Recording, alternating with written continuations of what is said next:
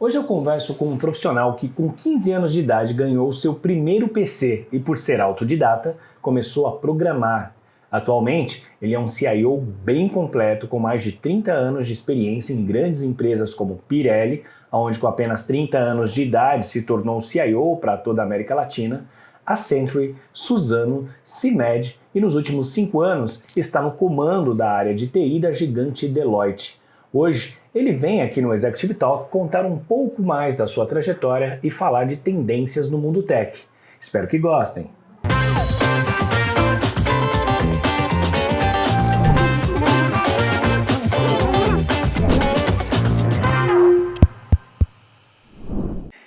Ricardo, obrigado por ter aceito o convite. Eu começo perguntando sempre quem é, né, o Ricardo Miranda, por quê e como começou a sua carreira.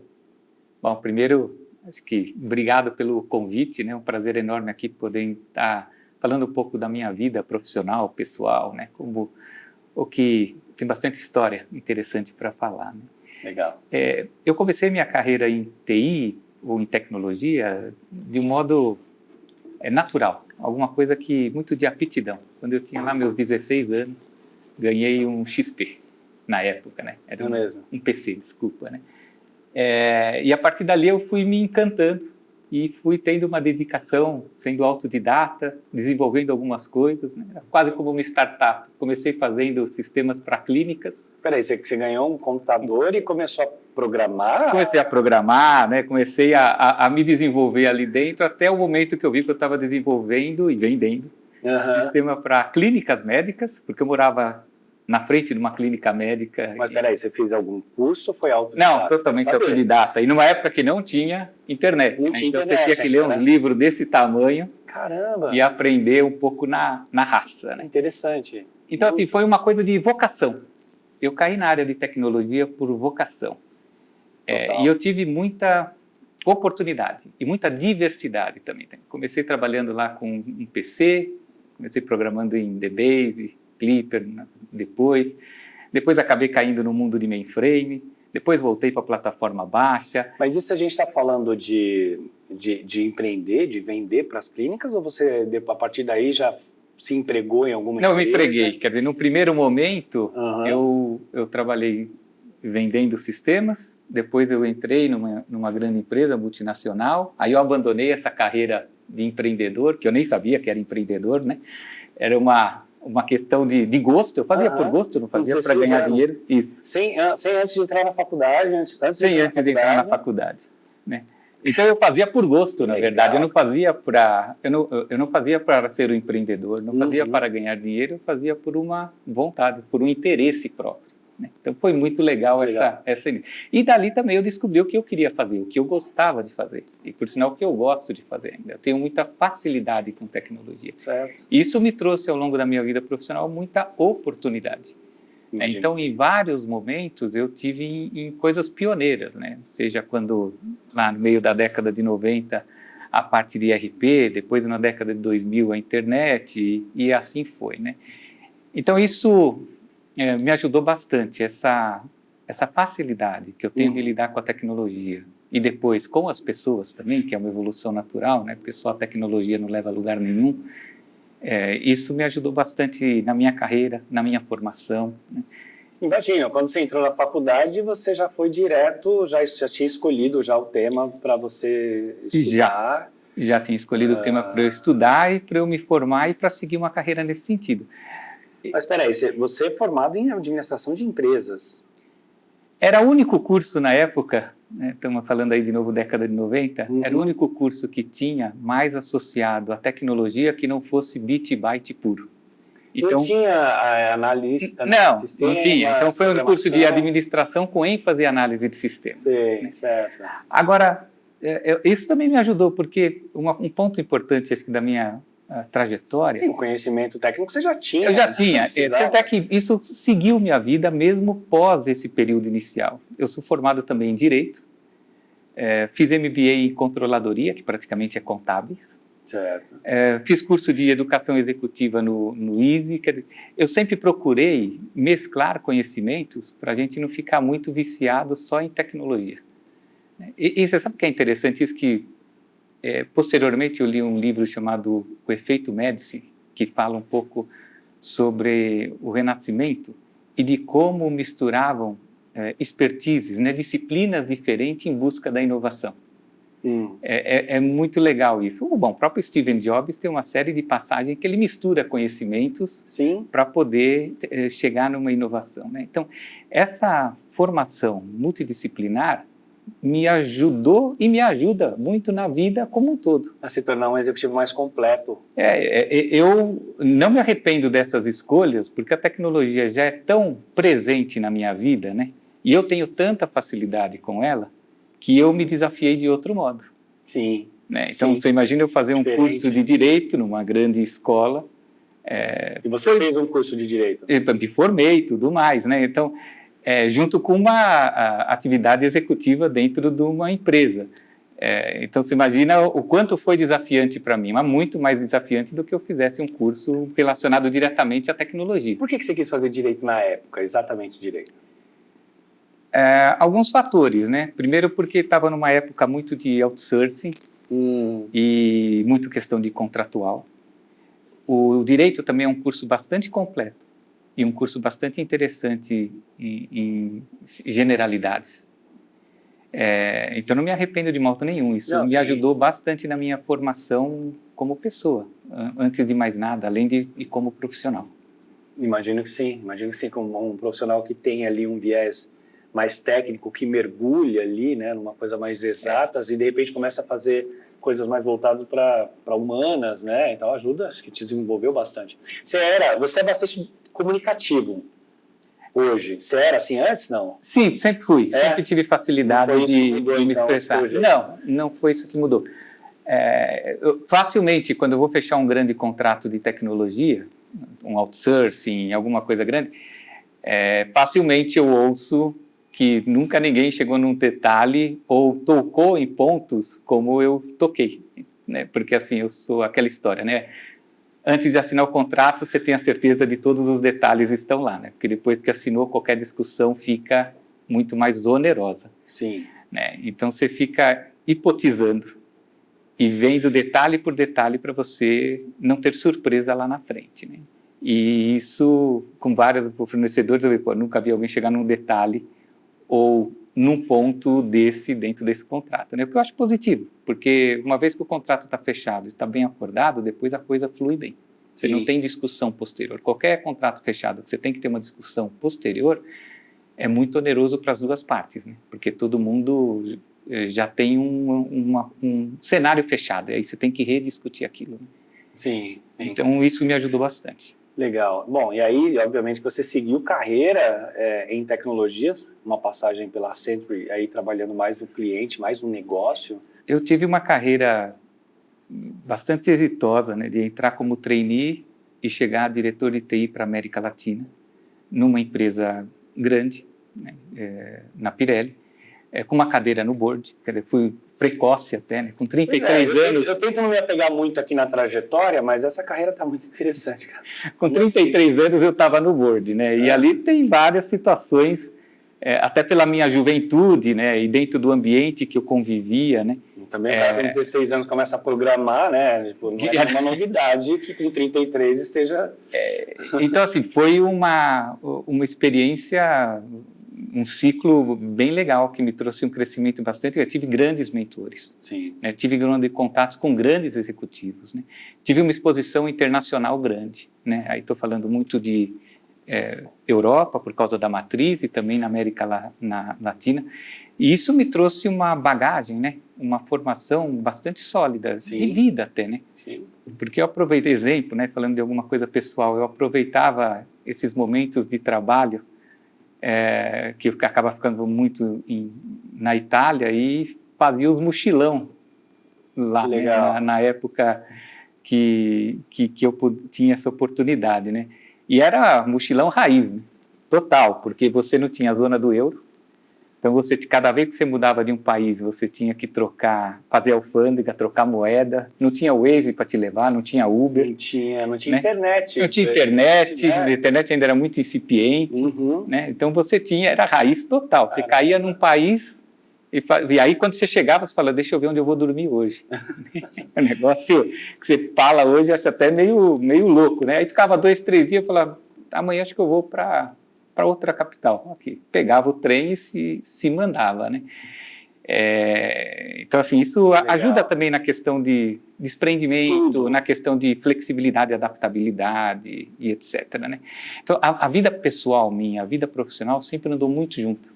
Não tinha um muro de Berlim ali que uma coisa é uma coisa, outra coisa é outra coisa. Então, as coisas sempre foram muito juntas para mim. E se complementavam, né? Porque esse tipo de experiência que você se dava acabava te dando e falando de adaptabilidade, quando eu saí da Pirelli e fui para Accenture, também foi um choque bastante grande para mim, porque você muda de cultura europeia para cultura americana, você muda de idioma italiano para inglês, e você muda de lado.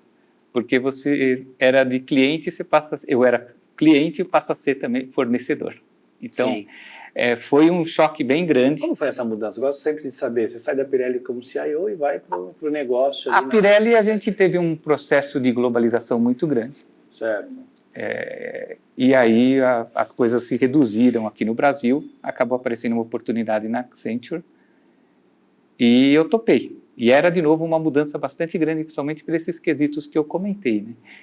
Confesso que o início não foi fácil. Né?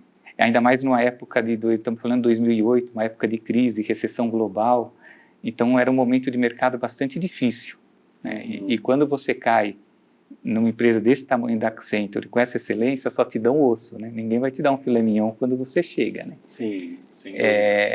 Então, os primeiros meses foram bastante difíceis, mas eu consegui me adaptar, né? E comecei a me achar dentro desse contexto novo para fazer o que eu mais gosto de fazer, que é, enfim, ter prazer no que eu faço, dar resultado, né?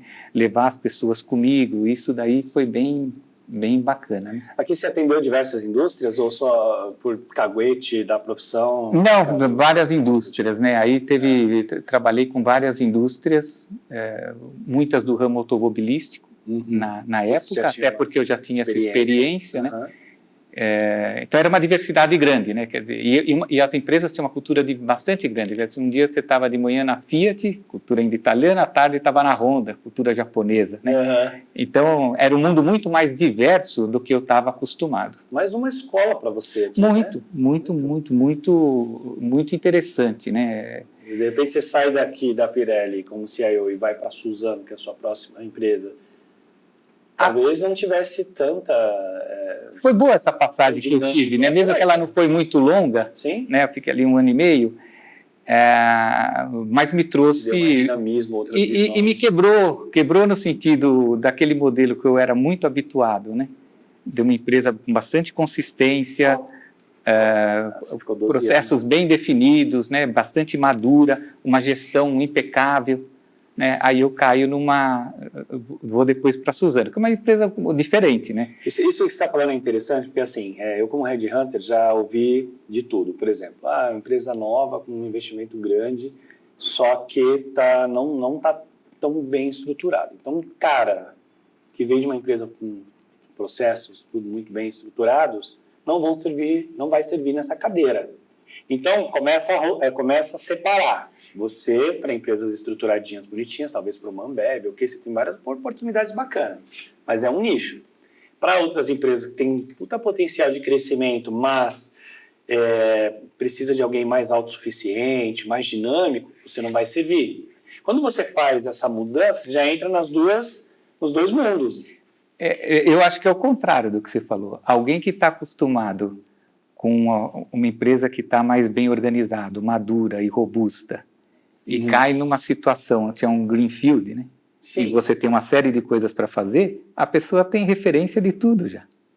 Então ela já chega mas com vários... recebe muito na mão, alguém para fazer a própria agenda, cronograma dela, tá tudo muito fácil. Eu já ouvi... Eu entendo que você discorda, mas estou falando de uma realidade de tipo, esse cara vai sofrer aqui. Vai, mas eu não vou dizer que não sofre, né? É um jeito de trabalhar muito diferente. Sim. Né? Quando eu fui para... Todo cliente quer um plug and play, o cara já tem que chegar... Quando eu fui para a Suzano, a Suzano é uma empresa maravilhosa, cresce também exponencialmente, tudo isso. E na época ela tinha um plano de crescimento bastante agressivo. E investimento é um capital super intensivo, uma empresa como a Suzano. E o presidente falou assim, olha, a gente mostrou o plano de negócio, tudo isso durante o processo de entrevista. E ele comentou comigo assim, aqui a gente tem um problema. A TI vai explodir. A gente acha que o maior gargalo que nós temos para todo esse plano que a gente existe hoje, que ainda não está endereçado, é a tecnologia. E depois que eu entrei lá, eu falei, é verdade. Então, quer dizer, a minha primeira missão era tirar... Já te avisaram antes. Avisaram antes, né? E isso não era música para os meus ouvidos. Sim, um desafio, né? Um desafio, alguma coisa que eu sei fazer, que eu tenho gosto de fazer, que eu trago referências de um patamar muito mais elevado, né? Então, assim, foi uma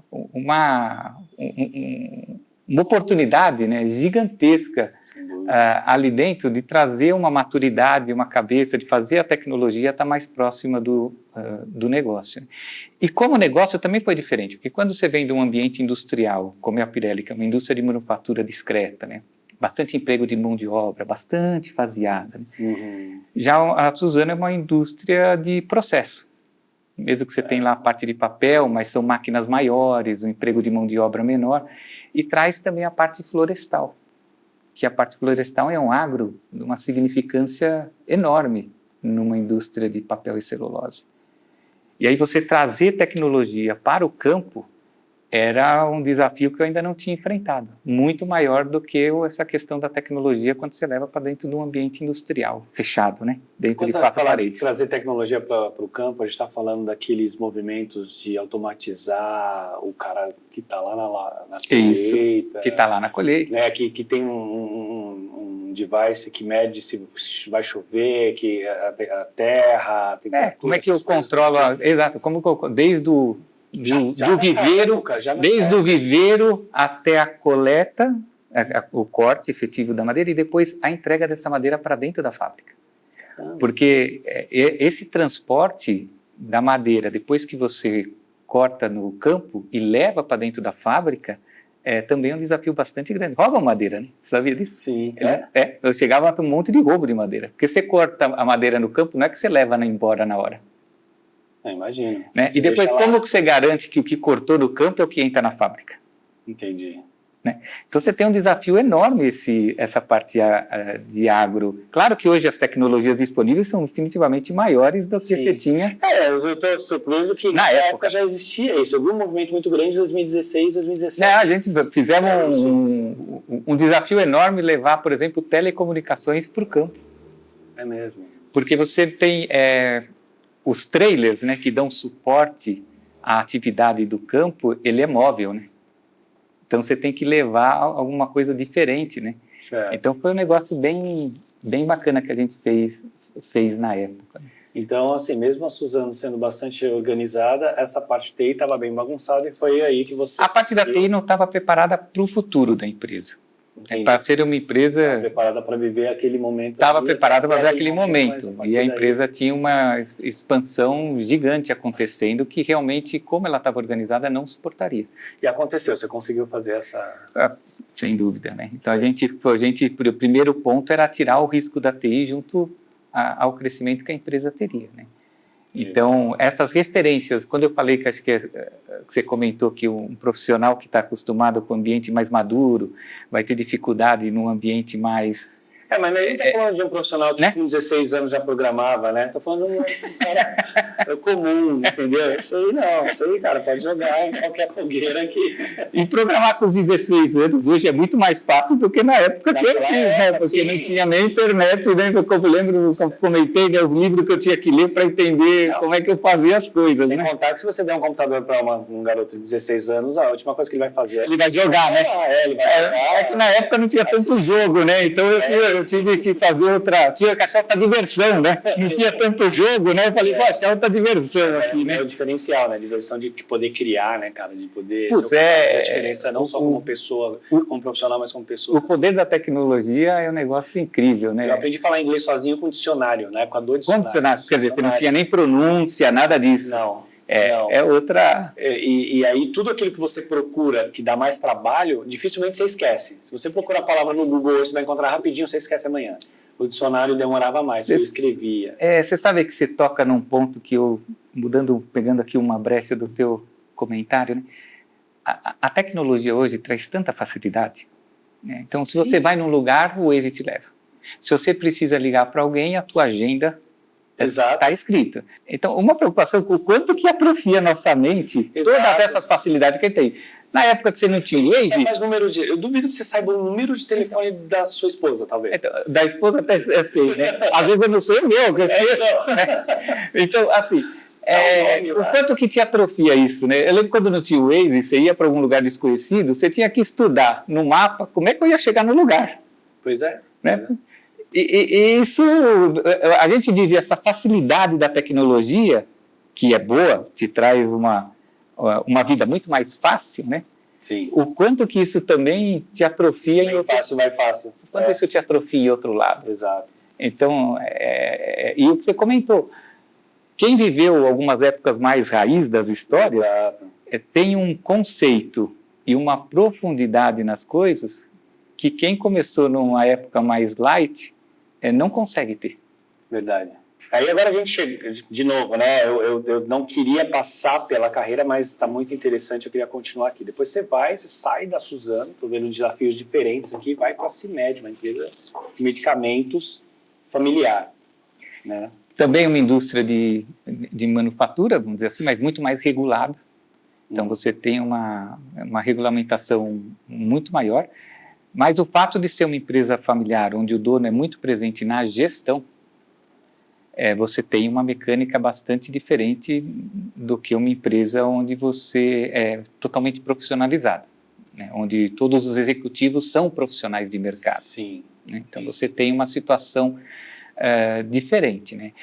E uma empresa que crescia e cresce ainda bastante, 2 dígitos a cada ano, uma família controladora até hoje e bastante unida por um lado, brigas por outros, né? Mas como toda família, né? Mas bastante consistente no negócio, né? Uhum. E bastante conhecedora do negócio também. Faz toda a diferença. E o legal, faz toda a diferença. Legal, assim, a família tinha muito amor ao negócio. Uhum. Então ela acaba irradiando essa paixão que tem para a atividade para todo mundo que está embaixo. Né? Então isso é um assunto bastante impactante. Acho que a gente tem 2 cenários que o profissional que passa por isso, ele fica com casca grossa para trabalhar em qualquer outro ambiente, que é empresa familiar e fundos de investimento. O que é pior? O que você acha que... Acho que não tem pior, né? Acho que não, a palavra certa acho que não é pior. Acho que são modelos diferentes pelos gestores que estão diferentes. Obviamente, quando você fala de um ambiente familiar, você tem muito mais paixão envolvida. Muito mais paixão. E você tem muito mais liberdade entre os comandantes, porque são da mesma família. Eles viveram juntos desde que nasceram até hoje, né? Qual quebra? Né? Então você tem o jeito de se comunicar é um jeito mais familiar do que um jeito mais profissional. Estou falando entre eles, né? Uhum. O fundo sempre pensa no negócio, mas esse negócio não precisa ficar eternamente com eles, porque eles podem, em algum momento, estão preparando a empresa para vender, estão numa situação diferente.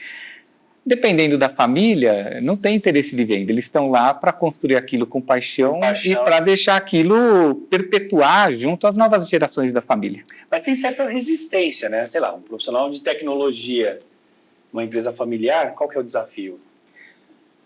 Numa empresa familiar, muitas vezes tem uma cultura de investimento mais reduzida. Precisa convencer de que aquilo ali e o porquê. O trabalho de convencimento é maior. Mas o rito é menor. Ou seja, o rito é mais curto, mesmo que o trabalho de convencimento seja maior. Você tem uma dinâmica muito rápida. Sim. Porque, no fim, a questão do risco, a questão da aprovação, é o dono que faz. Então, é tudo num estalo e as coisas vão para frente, né? São pessoas, normalmente, que tem um nível de intuição e conhecimento do negócio gigantesco, muito mais do que uma questão de instrução e técnica. Quando você vai para um fundo, você tem uma questão técnica, estatística, isso, muito maior do que você fala de uma empresa familiar. Não, a diferença, na verdade, não é o pior, né? Mas a diferença é um cara apaixonado de um lado, que você precisa convencer ele de repente, a abrir um pouco mais a cabeça, né? Sair um pouco da intuição, talvez, e do outro lado, um número chutando a sua canela o tempo todo, né? Se ele começa a não subir, é onde está porque todo fundo quer ver seu negócio crescer e rápido, né? Sim, não tem certo e errado, né? Ou pior, mas são ambientes de desenvolvimento profissional que, se o cara conseguir passar por isso, ele vai se adaptar. São diferentes, sem dúvida. É intensos. Os dois são bastante intensos, sem dúvida. Legal. E aí a gente chega na Deloitte. Você é o CIO Brasil? Sou o CIO Brasil. 2016. Isso, a gente tem também alguma atividade. A Deloitte é bastante global, está começando um processo bastante de globalização. Né? A gente já tem uma parte que é bem globalizada, outra é tropicalizada, né? Então, e a Deloitte é uma empresa gigante, né? Quando a gente fala Deloitte no mundo, são mais de 300 mil empregados. É um faturamento de 50 bilhões de dólares. 50 bilhões? A gente vive um contexto desse, né? Quer dizer, e é uma empresa, é a maior empresa de serviços profissionais do mundo. Né? Então tem um contexto não só de auditoria, que é onde é conhecida, mas tem uma pluralidade de serviços bastante grande. E essa pluralidade não para aí, né? É uma empresa bastante inclusiva, então tem uma pluralidade de pessoas bastante grande. E eu não posso falar também de tecnologia, tem uma pluralidade de tecnologia muito maior do que quando você está numa empresa única, porque na empresa única muitas vezes você não tem escala, então você tem que concentrar as coisas mais, não dá para você ter uma pluralidade muito grande de plataformas e etc. Né? Não suporta, o negócio não suporta, isso fica muito caro.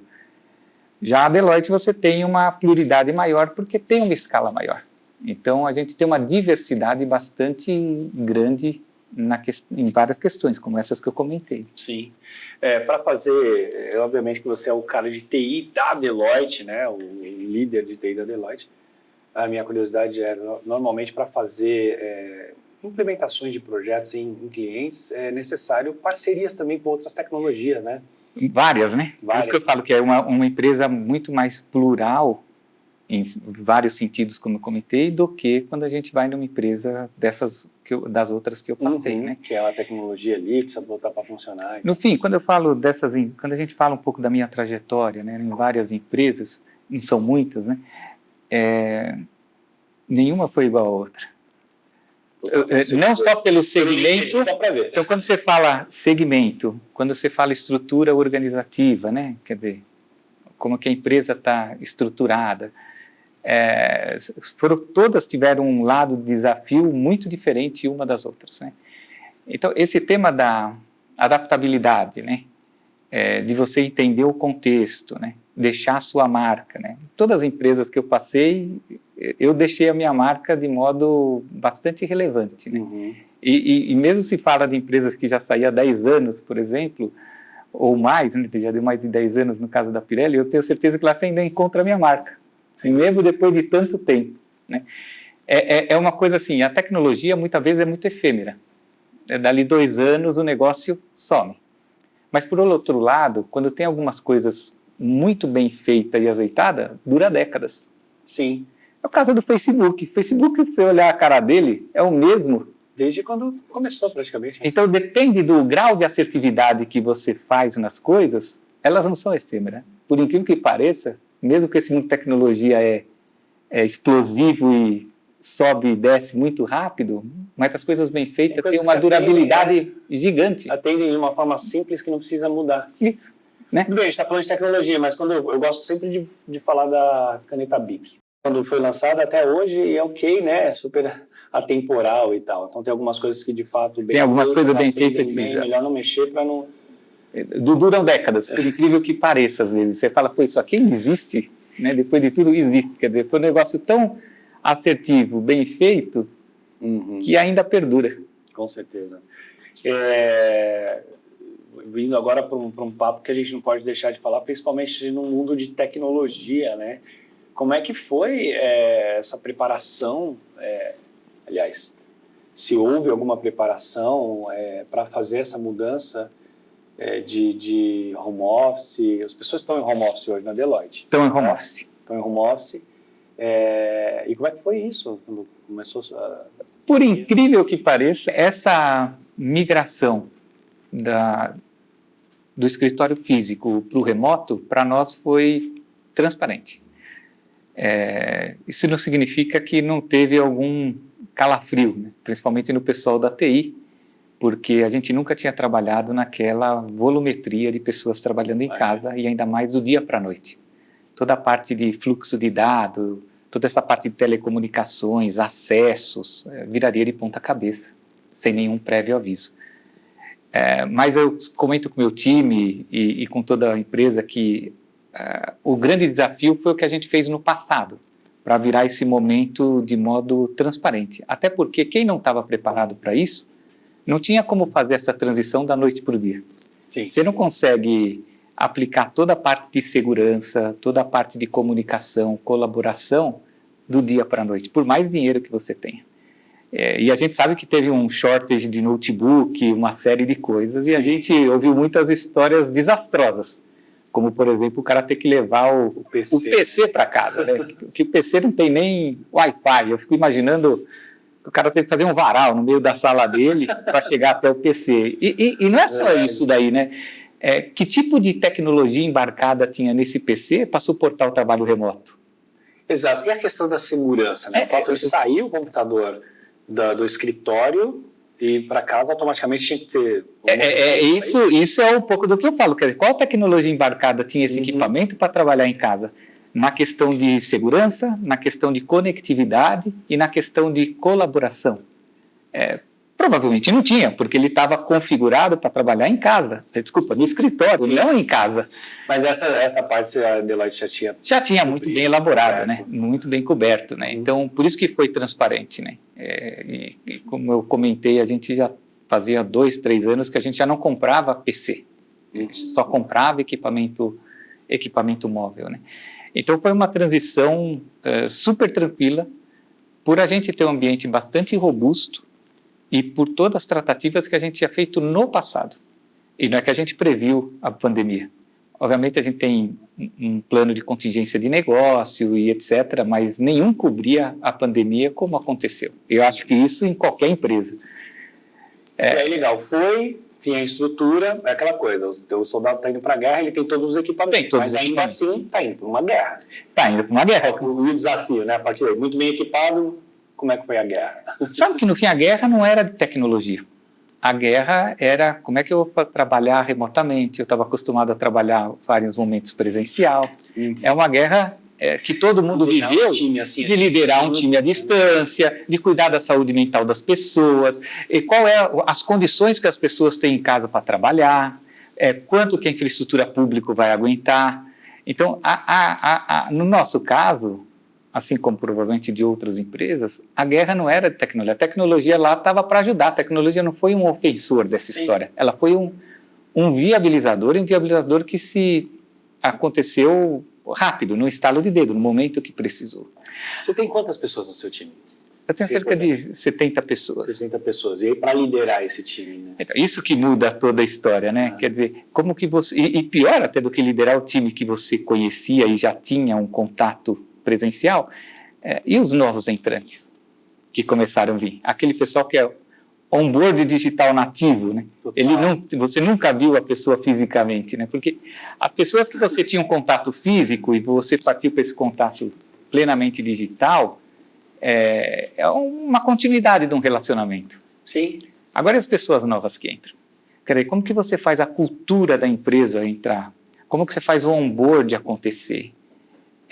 O desafio está aí, né? Sem nenhum dia da semana no escritório. Sem nenhum dia, né? Quer dizer, mudou muito isso, né? Quer dizer, a gente saiu de um modelo que a gente era 100%, quer dizer, 100% não, predominantemente presencial, fomos para um modelo predominantemente, para não dizer 100%, remoto. até ali, 100%. 100%. Hoje, no primeiro momento, talvez seja predominante. ainda está 100% remoto, para te falar a verdade, né? Mas se a gente generaliza um pouco no mercado, você estava um pouco predominantemente presencial, foi predominantemente remoto. Até porque depende do tipo de indústria que você está, ou presencial tem que acontecer, né? Tem logística para acontecer, tem produção para acontecer, esse pessoal não deixou de frequentar a fábrica, né? A fábrica não vai funcionar sozinha, por exemplo.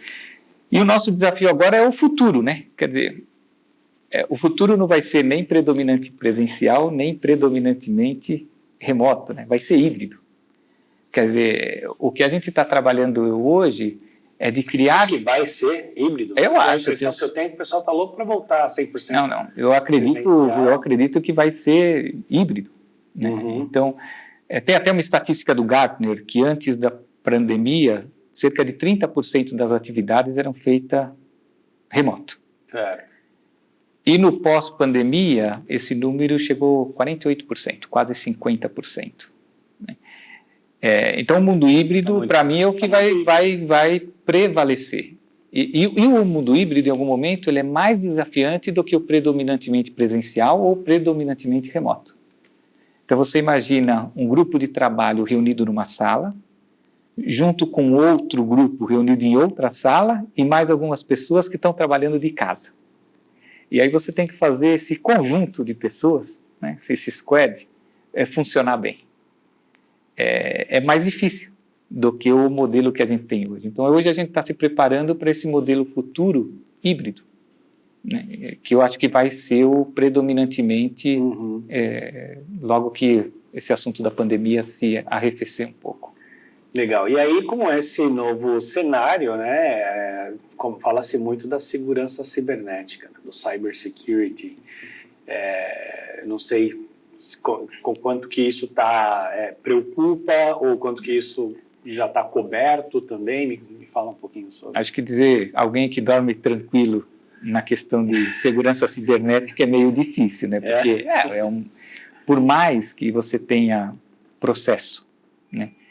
Treinamento, ferramenta, né? Metodologia, porque no fim segurança passa por tudo isso. Mas o lado de fora lá também está se movimentando a todo momento, é uma briga de gato e rato. Sim. Eu vou falar, por exemplo, a parte do ransomware, né? Que você sabe que recentemente tivemos aí vários pontos de captura de dados, nem é captura, né? Na verdade é de criptografia de dado e depois vender a chave para descriptografar o dado e você continuar tendo acesso, né?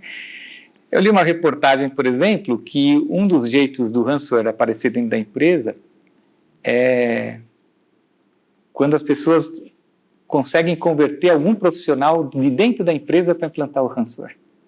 Olha que coisa de doido. Então o ladrão paga alguém que já tem acesso dentro da empresa para implantar o ransomware. E aí, depois que vem o resgate, ele devolve um dinheiro para esse cara. Olha só. Quer dizer, é como se você fosse assaltar um banco e você tem a ajuda do gerente do banco. Exatamente. Encontraram isso... Quando eu li isso, eu falei, tão ferrado, né? Putz, e aí é onde está a falha... Né? Então... tem muita coisa acontecendo nesse mundo, é um mundo que está movimentando muita coisa. Claro que pós-pandemia, com a digitalização acelerada que aconteceu, essas coisas ficaram mais evidentes, né? Quer dizer, tudo hoje roda no digital. Sim. Então as oportunidades de ataque são maiores também.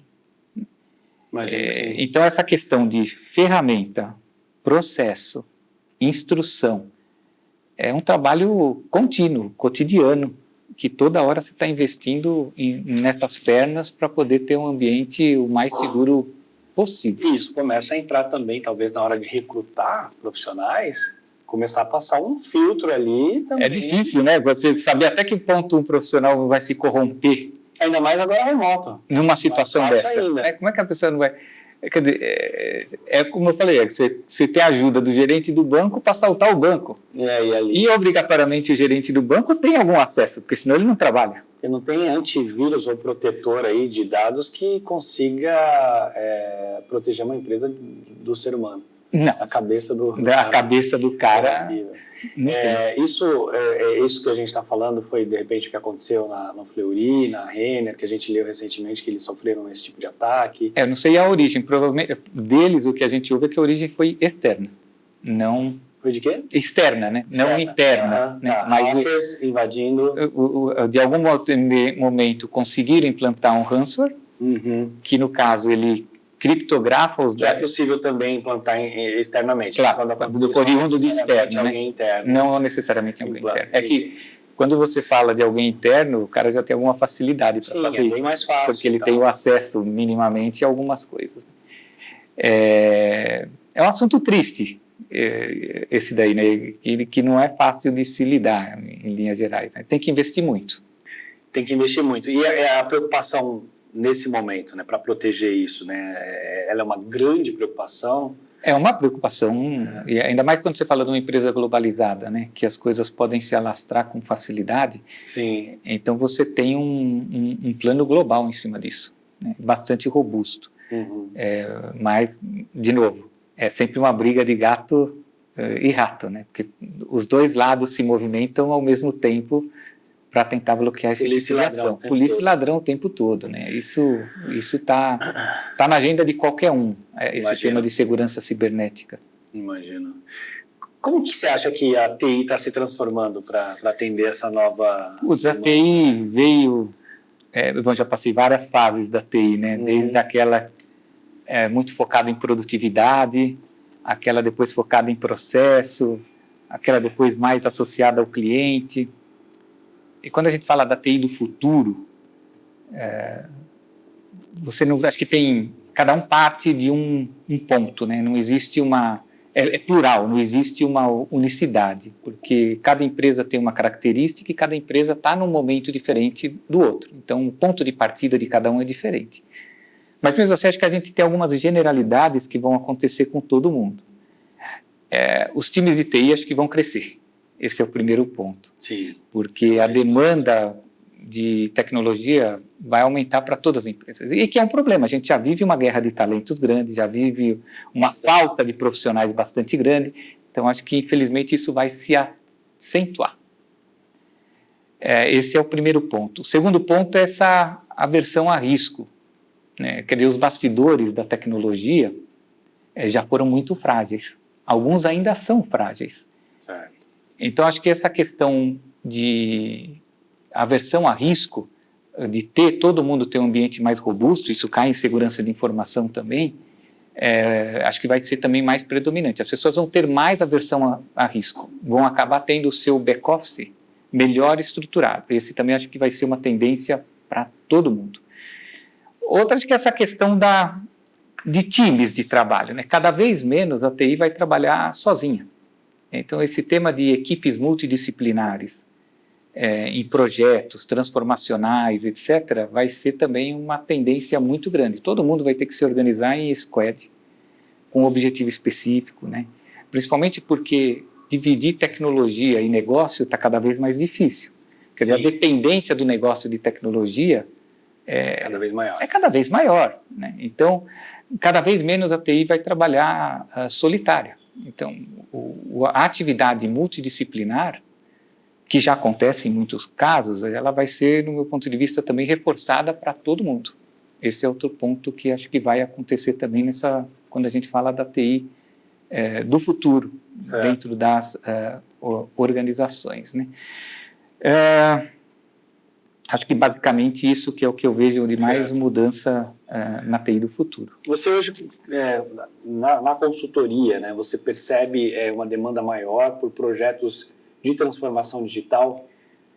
Percebe, sem dúvida. Né? Quer dizer, hoje, quando a gente fala de transformação do negócio, é difícil ter uma transformação do negócio completa se não tiver uma tecnologia embarcada. Sim. Então vai até a ponta. Até a ponta. Assim como também quando você fala de tecnologia que não transforma o negócio, também não serve. Exato. Não serve para muita coisa. Mas eu percebo assim que as empresas estão numa transformação que vai além do digital. Então, a cultura das empresas está mudando, até em virtude do que aconteceu aí com a pandemia. Você tem essa parte do ESG, né? Essa parte social, meio ambiente e governança que também está mudando as empresas. Os modelos de negócio estão se aperfeiçoando, estão mudando. A gente vive uma ebulição Sim. muito grande nas empresas, em todas. Está todo mundo repensando o seu negócio, está todo mundo vendo como que aplica a tecnologia. As empresas que não são nativas digitais estão tendo que correr atrás do prejuízo para competir com aquelas que são nativas digitais, que têm uma flexibilidade e uma velocidade diferente. Então, a transformação nas empresas, do meu ponto de vista, não é só uma transformação digital. É uma transformação bastante ampla que a gente vê acontecendo na grande maioria das empresas, né? Que envolve todos esses fatores que eu comentei: social, meio ambiente, governança, cultura, modelo de negócio, como é que eu potencializo e escalo as coisas, né? Quer dizer, o poder de escalabilidade da tecnologia é gigante. Então, nunca a tecnologia teve tanta oportunidade de influenciar a empresa e mudar as coisas como agora. Como agora. Está tudo muito na mão da tecnologia, né? Muito, porque a tecnologia está muito disponível, né? Você tem ela...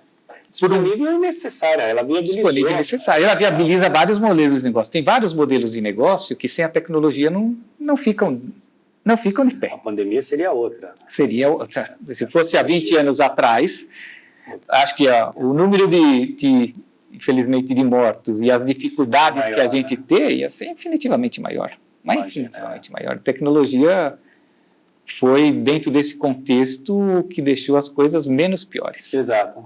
Concordo. Sem dúvida. Cara, legal. Como você... Essa é a pergunta clichê nesse momento, mas vem muito bem a calhar. Você, como um super profissional de tecnologia, está no nível máximo, um CIO da cadeira. E como que você vê a sua carreira no futuro? Você pensa numa cadeira de CEO ou, enfim...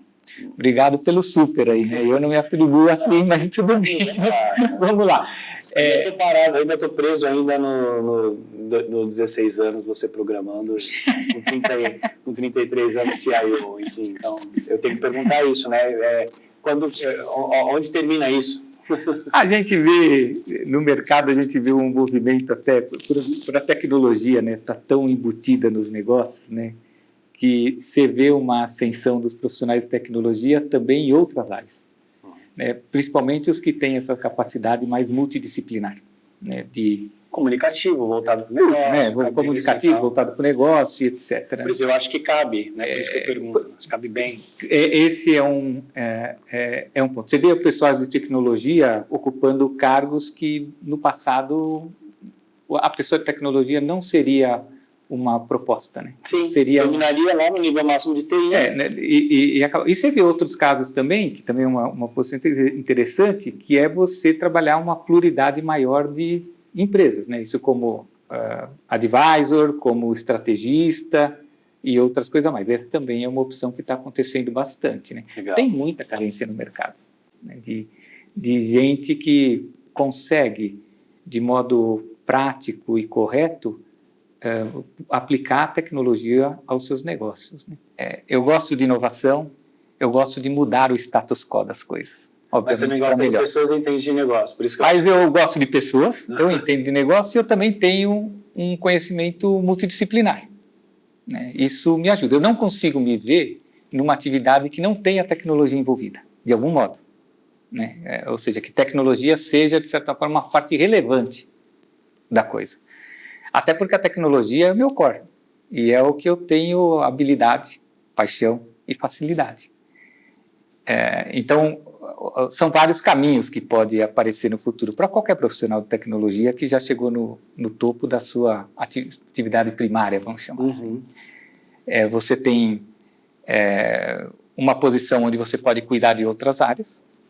Você também tem uma posição que você pode, ao invés de ficar concentrado no único lugar, cuidar de várias coisas, numa posição de mais estrategista, advisor, ou projetos pontuais, transformacionais. Então, assim, mais voltado para a tecnologia. Mais voltado para a tecnologia. Se colocar, por exemplo, de um CEO de uma empresa de bens de consumo, por exemplo, você pode ficar frustrado. Provavelmente eu vou. Até porque eu também provavelmente não vou performar do jeito que eu gostaria, porque o meu core é tecnologia. Mesmo com conhecimento, né? Então teria que ter algo muito A tecnologia tem que estar muito presente, seja onde eu for, porque senão acho que eu vou me frustrar. Exato. Esse é um ponto importante. E mudou muita coisa, né? Quer dizer, a área de tecnologia, ela tem algumas coisas que são muito mais fáceis do que no passado, mas muito. Então, quando você fala de cloud, quando você fala de soluções de software as a service, muita tecnologia disponível para experimentação, o 5G, que pode dar uma nova realidade para a parte de telecomunicações, que ainda em alguns momentos é muito arcaica, mesmo que você migra do MPLS para um SDN, né, Software Defined Network, você ainda tem uma parte física que é pesada, demorada, arcaica em alguns momentos. E você tem outros pontos de tecnologia que são complicômetros, né? Muito mais difíceis do que no passado, que é a parte de segurança cibernética, como a gente comentou, a parte de talento, que tem essa falta bastante generalizada, a parte de confidencialidade, principalmente com a regulamentação de LGPD. Então, essa também é uma migração importante na cabeça da gente, a gente usar o que ficou mais fácil e despender tempo onde está requerendo uma nova demanda, que não tinha essas demandas antigamente, né? E hoje elas são muito latentes. Então essa migração do velho para o novo está muito ligada a essas coisas, né? Eu aproveitar as facilidades do passado para me dar tempo, para utilizar esse tempo para as demandas, né, para os desafios que são mais do presente. Legal. E bom, e aí as outras demandas que podem surgir, talvez a gente nem as conheça hoje, né?